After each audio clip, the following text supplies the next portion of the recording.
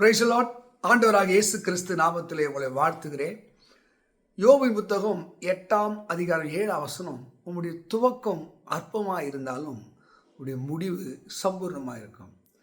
பாருங்க, அநேகருடைய வாழ்வு சம்பூர்ணமாக இருக்கணும்னு நினைக்கிறதுனால தான் பிரச்சனை. எந்த சக்ஸஸான ஒரு தலைவனாக இருந்தாலும் அவங்க எடுப்பிலே வெற்றியை கண்டதில்லை.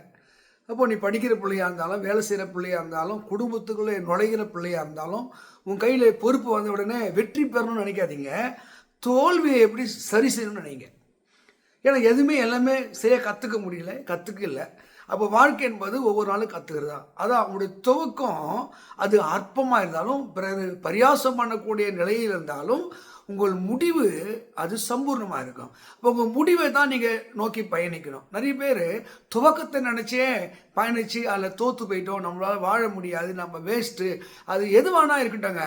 நீங்கள் இப்போ பார்க்குற தோல்வியை நீங்கள் மறந்து தூரமாக இருக்கிற வெற்றியை பாருங்கள். தூரமாக இருக்கிற வெற்றியை எந்த மனிதன் பார்க்கிறானோ, இப்போ இருக்கிற தோல்வி அவனுக்கு பெருசாக தெரியாது. நீ யாராக இரு.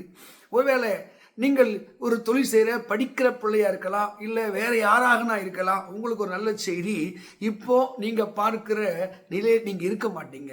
நாளைக்கு சில விஷயங்கள் அப்டேஷன் ஆகலாம், அறிவாக மாறலாம், திறமையாக மாறலாம், பொருள் கிடைக்கலாம், பொருளாதாரம் கிடைக்கலாம், பதவி கிடைக்கலாம், மேன்மை கிடைக்கலாம்.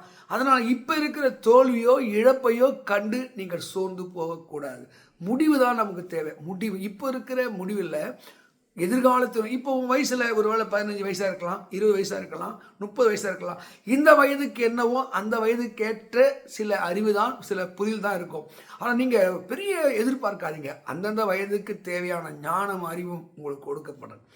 பரிசுத்த வேதத்தில் இப்படி சொல்ல, நீதிமொழிகள் 23ஆம் அதிகாரத்தில் அங்கே 18 சொல்லுது, நிச்சயமாகவே முடிவு உண்டு, உன் நம்பிக்கை வேணும். அப்போ முடிவு எப்படி இருக்கும்? நல்ல முடிவாக இருக்கும், அது நிச்சயமாக இருக்கும்.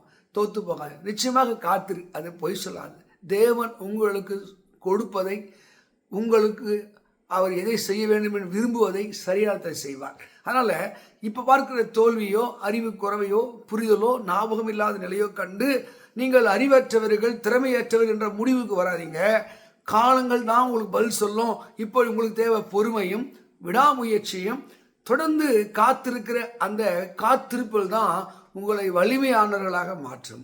அதை தான் உங்களுடைய துவக்கம் அற்பமாக இருந்தாலும் உங்கள் முடிவு அது சம்பூர்ணமாக இருக்கும். அநேக முடிவுக்காக காத்து, எத்தனையோ நீங்கள் படிச்சிருப்பீங்க. கஜினி முகமது என்கிற ஒருவர் 17 முறை இந்தியாவில் படைவெடுத்து 17 முறையும் தோற்று போனாராம். அவர் தோல்வியை பற்றி அவர் வாழ்க்கையில் நினைக்கல. அவர் நினைச்சதெல்லாம் வெற்றி நினைச்சிருந்தார். 18ஆவது முறை அவர் என்ன பண்ணாராம், இந்தியாவே கொள்ளையிட்டு கொண்டு போனார். பெரிய செல்வத்தோடு திரும்பி போனதாக வரலாறு சொல்லுகிறது. நீங்கள் வரலாறில் இடம் பிடிக்க வேண்டும் என்றால், இப்போ காணுகிற தோல்வியோ ஏமாற்றத்தை பாராமல் எங்கேயோ காத்திருக்கிற வெற்றிக்காக நீங்கள் ஆயத்தமாகுங்கள். நிச்சயமாக முடிவு உண்டு. உங்கள் முடிவு அது சம்பூர்ணமாக இருக்கும்.